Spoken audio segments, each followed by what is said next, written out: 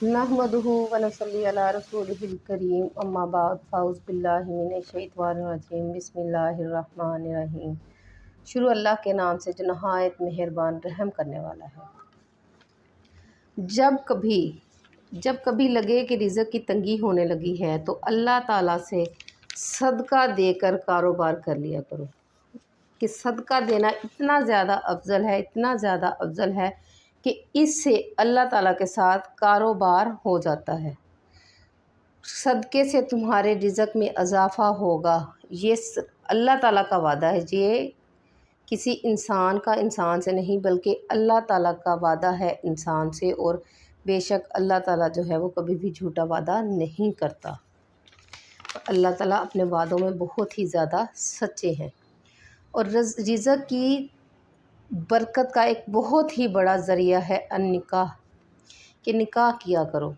हमारे माशरे में आम तौर पर ये देखा जाता है कि वालिदैन कहते हैं, सोचते हैं कि बच्चा अभी खुद कमाने नहीं लगा, मतलब कि खुद अपने लिए तो कमा नहीं सकता तो आने वाली को कैसे कमा कर खिलाएगा। तो अल्लाह ताला ने फरमाया कि तुम निकाह करो, जो आने वाली है वो अपना रिज़्क़ खुद लेकर आएगी और हो सकता है कि तुम्हारे रिज़्क़ में बरकत अता कर दी जाए। तो जब तुम्हारे जो बच्चे हैं वो निकाह की उम्र को पहुंच जाए, जवान हो जाए, तो उनका निकाह कर दिया करो।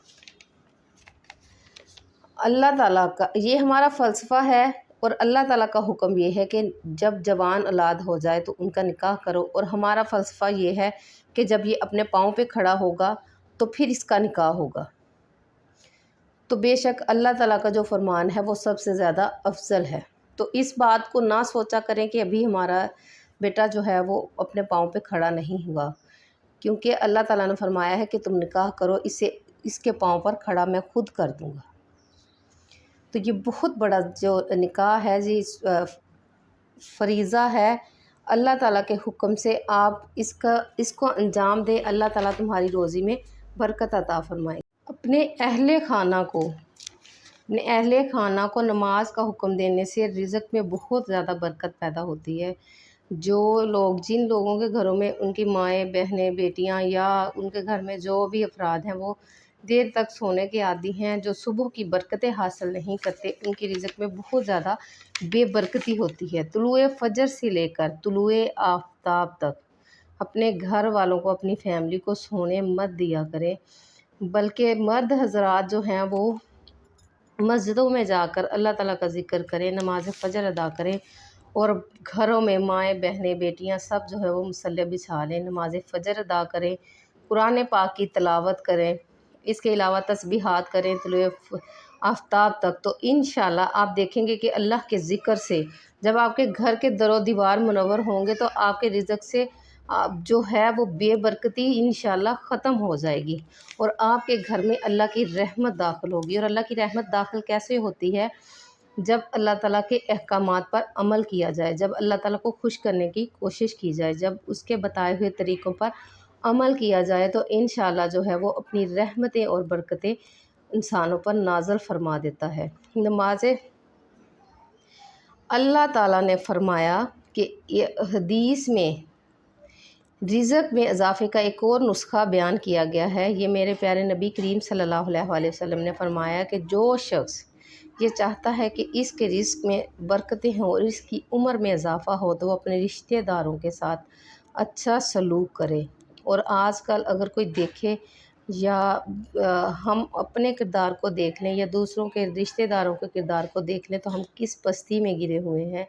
इसीलिए हमारे घरों से बरकतें और रहमतें उठा ली गई हैं।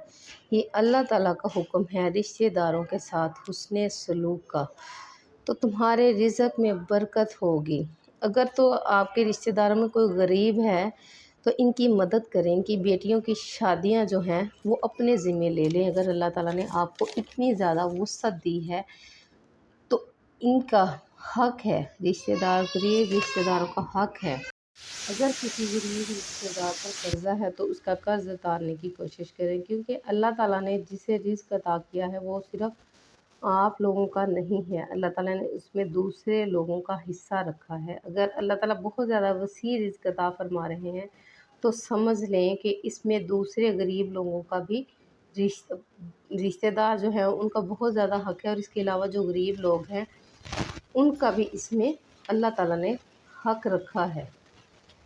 تو اگر تم ان کی مشکلات آسان کرو گے یا دور کرو گے تو اللہ تعالیٰ تمہیں تمہاری مشکلات سے نجات عطا فرمائے گا، کیونکہ اللہ تعالیٰ بہترین صلہ عطا کرنے والے ہیں۔ ہمارے رزق اور مال میں برکتیں ہوں گی۔ فرمایا بہترین صدقہ وہ ہے جو ناراض رشتہ دار کو دیا جائے گا، اگر وہ پھنس گیا ہے یا ناراض ہے تو اس کو دیں گے، تو اس میں تمہارا نفس شامل نہیں ہوگا یا دکھاوا شامل نہیں ہوگا، یا اس بات کو یقینی بنایا جائے کہ اس دینے کی وجہ سے اس کو کوئی تکلیف نہیں ہے، یا اس کا سارے زمانے میں بتایا نہیں گیا، ریاکاری نہیں کی گئی، تو انشاءاللہ جو ہے وہ یہ سب سے افضل صدقہ قرار دیا جائے گا، اور جس کے قبول ہونے میں کوئی شک نہیں ہے۔ رزق میں اضافے کا ایک اور طریقہ یہ ہے کہ جو کمزور لوگ ہیں ان کے ساتھ حسن سلوک کیا جائے، طالب علموں پر خرچ کریں، رزق میں اضافے کا باعث بنے گا انشاءاللہ۔ حضرت بابا فرید نے کہا کہ چھٹا دین کا جو چھٹا رکن ہے وہ رزق ہے، کہ مطلب اگر روٹی گھر میں نہیں ہوگی، کھانے کے لیے کچھ نہیں ہوگا، تو نہ ہی عبادت، نہ نماز اور کسی چیز میں بھی انسان کا دل نہیں لگتا اور نہ ہی لذت محسوس ہوتی ہے۔ تو یہ رزق فراخ اور وسیع کر دے۔ اللہ تعالیٰ سے دعا ہے کہ اس کے لیے ایک اور وظیفہ جو ہے سورہ کوثر کا بہت ہی آسان سا وظیفہ میں آپ لوگوں سے شیئر کرنے لگی ہوں، وہ آپ کریں انشاءاللہ۔ کچھ ہی دنوں میں آپ کے حالات جو ہے وہ بدلنے شروع ہو جائیں گے۔ نماز مغرب کے بعد سورہ کوثر 21 مرتبہ اول و آخر درود پاک پڑھیں، بہت زیادہ انشاءاللہ جو ہے وہ اس کا فائدہ آپ کو حاصل ہوگا۔ اور اگر بہت زیادہ مسائل میں گھرے ہوئے ہیں تو یہ وظیفہ 5 نمازوں کے بعد آپ کریں، تو انشاءاللہ آپ اس کی برکتیں اور رحمتیں اپنی آنکھوں سے دیکھیں گے کہ اگر اللہ تعالیٰ کی رحمتیں اور برکتیں آپ کے گھروں میں نازل ہوں گی انشاءاللہ۔ تو اگر ہم یہ سارے جو عمل ہیں اپنی زندگی میں شامل کر لیں اور ان سب کو اپنی زندگی میں لاگو کر لیں، کہ لازمی کر لیں، تو آپ دیکھیں گے کہ آپ کی ساری مشکلات صرف رزق کے حوالے سے نہیں، بیماری، گھر میں کسی بھی قسم کی کوئی پریشانی ہوگی تو اللہ تعالیٰ کے حکم سے، کیونکہ کوئی کام بھی اللہ تعالیٰ کے حکم کے بغیر نہیں ہوتا۔ اللہ تعالیٰ کے حکم سے آپ کی تمام مشکلات، تمام حاجتیں، تمام رحمتیں اور البرکتیں اللہ تعالیٰ آپ کے گھروں میں نازل فرما دیں گے، اور یہ اسی صورت میں ہوگا جب ہم اللہ تعالیٰ کے احکامات پر عمل کرنے کی کوشش کریں گے۔ تو جب دعا مانگیں، ایک اور طریقہ یہ ہے کہ جب دعا مانگیں خود سے پہلے اپنے رشتہ داروں کے لیے، اپنے جو ہمسائے ہیں یا مسلمان بہن بھائی ہیں ان سب کے لیے دعا گو ہوں، تاکہ اللہ تعالیٰ ان کے حق میں کی گئی دعا آپ کے حق میں قبول فرمائے۔ آمین آمین۔ تو جب بھی دعا مانگیں اپنے جاننے والوں کو، اپنے رشتہ داروں کو لازمی یاد رکھیے، اور مجھے لازمی یاد رکھیے۔ اللہ تعالیٰ ہم سب کا حامی ناصر ہو۔ اگلی ویڈیو تک کے لیے اللہ حافظ۔